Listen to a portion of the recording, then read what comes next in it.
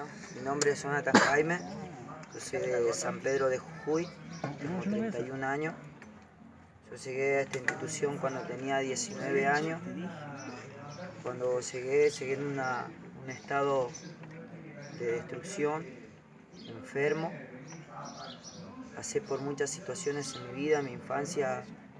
A partir de los 9 años empecé a conocer la calle, por circunstancias familiares, por problemas entre mis padres. Siempre estuve expuesto a vivir lo malo, a aprender de lo malo. Desde niño me tocó golpearme y madurar de repente y hacerme cargo y tomar responsabilidades que a mi edad no eran convenientes. ¿De qué edad eras más o menos? Y a los 9 años, en una etapa de mi vida, yo vengo de una familia con muchas complicaciones. Muchos problemas de vicio, muchos problemas de vicio y de violencia. Me crié en un ambiente muy violento. A los 9 años mi papá me regaló un puñal y me dijo que bueno, era lo que yo tenía que usar durante mi vida para defenderme y que mi apellido jamás tendría que ser avergonzado ni humillado por nadie y que toda persona era inferior a mí. Y siempre cultivó en mí la violencia, los golpes, los maltratos. Pasé por mucho dolor, mucho resentimiento. Toda mi infancia planeé venganzas a ciertas personas. Cuando quería encontrarlas para matarlos, planeaba su muerte y eso me llevó a ser una persona muy rencorosa. Siempre tuve complicaciones en el colegio por mi... Aparentaba muchas veces ser una persona buena, un niño muy callado, pero tenía mucha violencia. Si tenía que cortar, lastimar a alguien, no medía, no me importaba. Defendía mi vida. Fui abusado cuando era niño, fui maltratado. Pasé por etapas muy dolorosas que me marcaron para siempre y que me costaban sobrellevar dentro mío. Y explotaba mucho, explotaba y descargaba toda mi ira con las personas que tenía delante mío. Eso me fue formando como una persona fría, sin sentimiento. Nunca me importó nadie, nunca me importó nada, ni siquiera mi madre, ni mi familia, ni nadie. Sí podía defenderlos, sí podía cuidarlos en cierta forma, pero un sentimiento no había, no existía en mi corazón un sentimiento familiar, como un ser humano lo tiene, porque todo lo que tenía en mí era odio y rencor. Mi padre siempre nos inculcó a ser violentos, a no discutir, a no mediar palabras, simplemente a lastimar a las personas, y que esa era la manera en la que tenía que ser un hombre. Entonces con mis hermanos delante de él entrenábamos a los golpes, nos entrenábamos entre nosotros golpeándonos con violencia, sin tener en cuenta que éramos familia. Y cuando estaban pegándose entre ustedes, ¿había sangre o alguien a punto a vos? Sí, nos desmayábamos a golpe. Su padre decía igual, pegale, sí. No dijo no esperar, solamente no, puro golpe. Porque siempre él quería hacernos ver que esa era la realidad del hombre, que el apellido de nosotros jamás tenía que ser humillado por nadie, y que jamás teníamos que tenerle miedo a nadie, ni a ninguna situación. Mi papá es un hombre hoy ya tiene 68 años, pero vivió una vida muy violenta también. Desde chico nos enseñó a tirar con armas, nos inculcó muchas cosas que después provocaron que nosotros hicimos mucho daño, lastimamos a muchas personas. Y vivíamos, a los 14 años tuve que irme de la ciudad, me corrieron prácticamente de la ciudad de San Pedro. La policía misma me pidió que me vaya porque ya había tenido varios intentos de homicidio, había lastimado a muchas personas.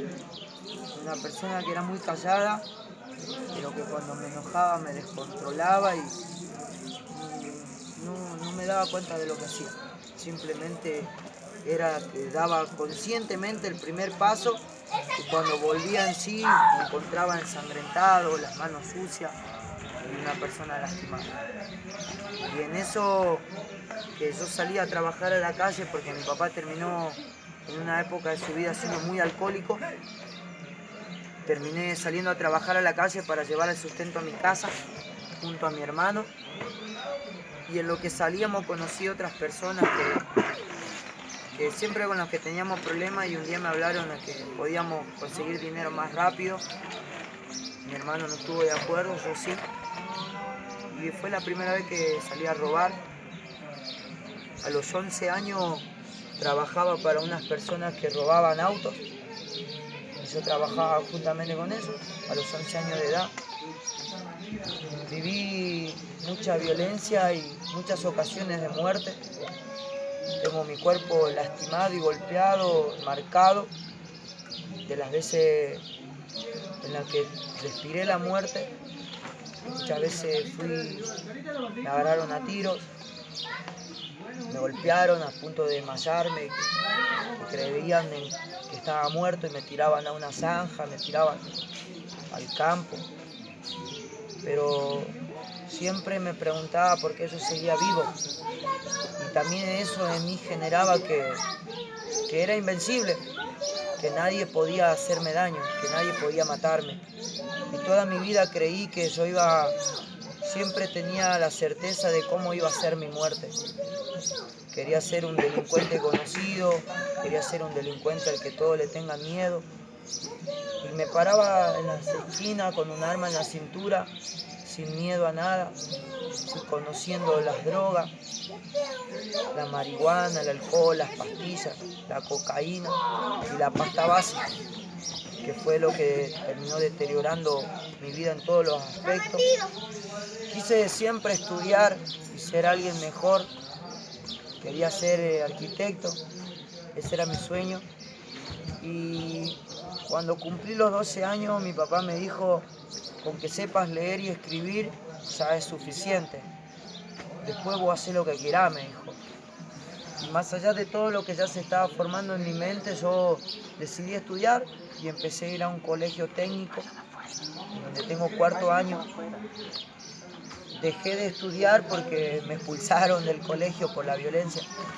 Más allá de que era indisciplinado, era una persona muy sobresalía en las notas porque no me costaba estudiar, me gustaba mucho. Pero la violencia y la conducta que yo tenía me llevaban a perderlo todo. Entonces a los 14 años, como decía, nos tuvimos que mudar con mi familia acá a San Salvador. Yo me junté a los 14 años con una mujer de 23 años. A los 15 años fui papá. A los 18 años conocí a mi hijo, que ya falleció. Fui experimentando golpes muy duros en la vida. Estuve con una mujer unos años que después quedó embarazada y murió en un accidente, embarazada de 8 meses. Entonces, muchos golpes en la vida que a mí me hicieron muy duro, muy frío, que no me importaba a nadie, no me importaba nada, murió gente en mis brazos, llegué a lastimar mucho sin pensar la consecuencia y no sentía remordimiento. ¿Vos creíste que todo eso lo que lo hiciste antes fue como un golpe, como que todo vuelve? ¿Vos lo sentiste así? Siempre creí que todo lo que uno hace lo recoge, ¿no? La palabra de Dios lo dice de otra manera, que todo lo que el hombre siembra lo cosecha a su tiempo, en diferentes etapas de la vida.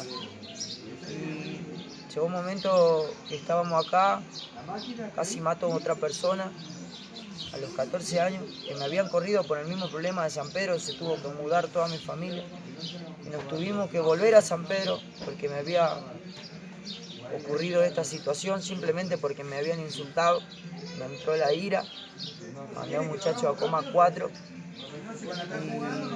y me volví con toda mi familia y empecé a delinquir como nunca.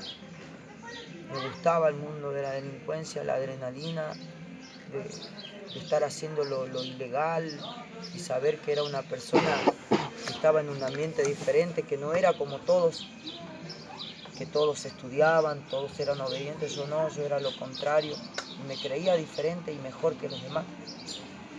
Cuando tenía 19 años, un amigo me habló de un lugar que él había conocido en donde podía internarse.